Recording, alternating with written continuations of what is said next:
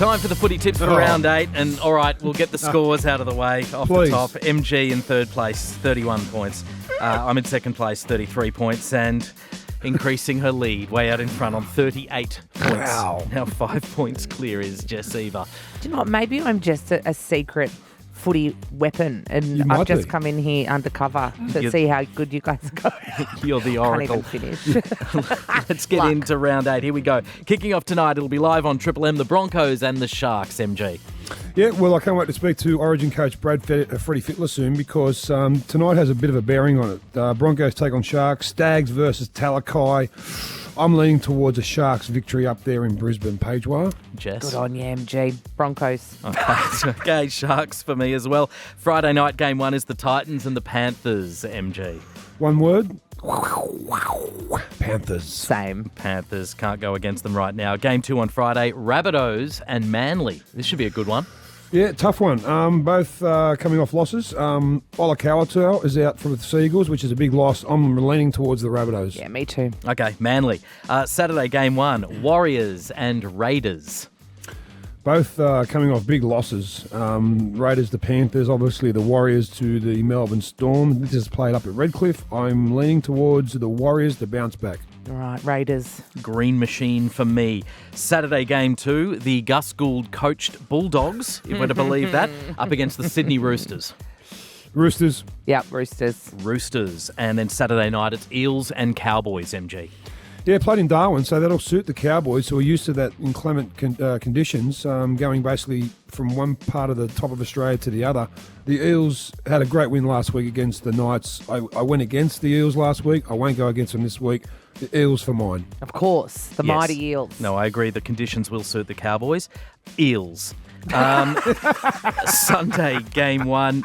Okay, Knights and Storm. MG, the Knights are going to have to do something here. Dane Gagai out as well for a month. Yeah, big loss. And look, they'll be better than they were last week. I think now that the Kalen Ponga saga has finally been put to bed, we'll see a better performance from Newcastle. But if it wasn't anybody but the Melbourne Storm, you'd think they'd have a chance. But Melbourne should win this by plenty. Yeah, you'd think so, Storm. Okay, Storm. They are at home, the Knights, so we'll see if the Novocastrians turn out of the numbers they did last week. Hopefully they do, to support them. Sunday, game 2, Dragons and Tigers, MG. Can the Tigers make it 3 in a row?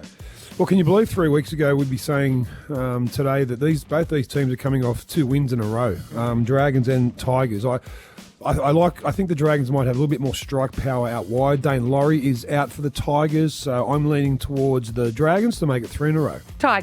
Tigers for 3 in a row for me as well. Why not? MG, the Bulldogs. News broke on NRL 360 last night. Kenty told us that Gus Gould has been running the training sessions. They walk out of the review, they go out on the field, Trent Barrett stands at the sideline and lets Gould go out and he then runs the session, which again, what was it, 3 weeks ago? He told us he had nothing to do with the football team. He does know coaching. I think we've got the quotes. MG is Trent Barrett joining LinkedIn and updating his resume.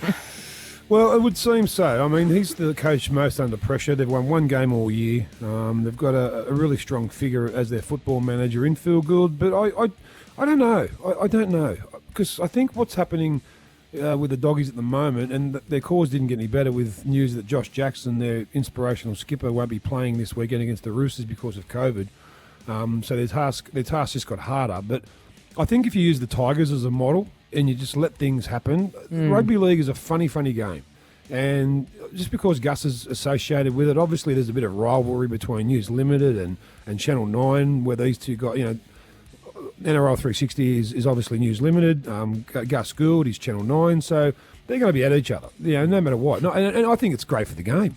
I think it's theatre, a bit like the Panthers, home team doing the home crowd doing the Viking clap. It's all theatre, It's all you can. I just think that the Bulldogs with Trent Barrett, I think they had a plan. I think Trent probably said to Gus, "I'm sick of yelling at these guys, mate. I'm sick of it's not getting through," and I think Barrett, if I'm reading between the lines, might have said, okay, you know what? Well, how about you have a go at it, Gus? And so Gus has given them all barrels.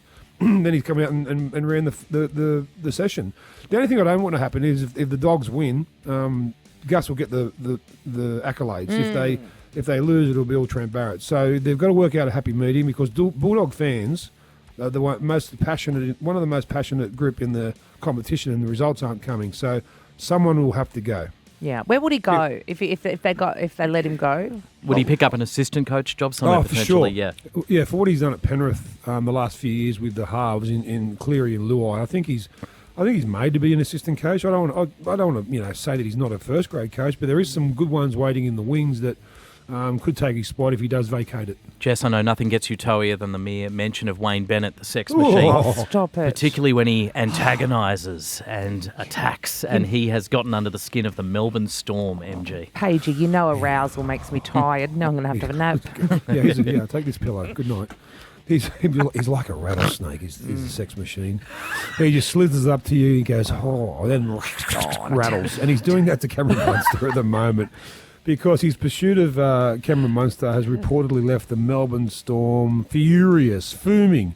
Bulldog Richie reports that the Dolphins are willing to pay Munster's 2023 contract of $1.2 million. To secure the 5'8" early, which obviously Melbourne are having no bar of it. Watch this space because it could get ugly. If I'm a betting man, I see that Munster plays out his next season under his contract at Melbourne Storm, and then I think that Reece Walsh from the Warriors will be going to the Dolphins.